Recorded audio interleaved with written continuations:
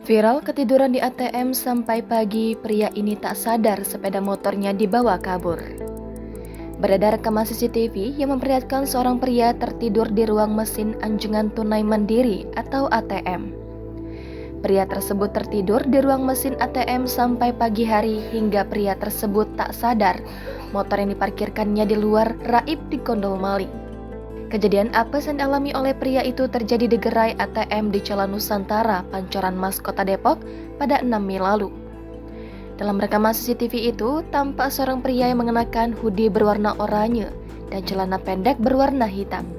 Pemuda tersebut datang dan masuk ke dalam ruang mesin ATM sekitar pukul 3.35 waktu Indonesia Barat. Pria itu masuk dengan membawa sebuah helm sementara sepeda motornya diparkirkan di luar pagar tempat parkir. Setelah masuk, pria itu kemudian melakukan transaksi di mesin ATM. Helm yang ia bawa tadi terlihat diletakkannya di atas meja. Saat melakukan transaksi, tiba-tiba pria itu terduduk di lantai hingga akhirnya ia tertidur. Kemudian sekitar pukul 3.53 waktu Indonesia Barat, motor pria yang diparkir di luar pagar tersebut diambil orang. Sementara pria itu masih terekam tidur pulas di lantai ATM. Bahkan pemuda itu tak bangun meskipun ada seorang ibu-ibu yang masuk ke ATM.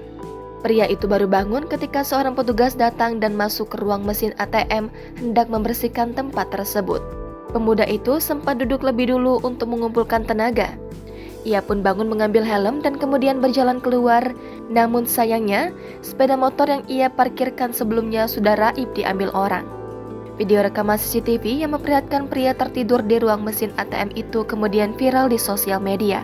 Unggahan ini pun sontak ramai dikomentari oleh warganet.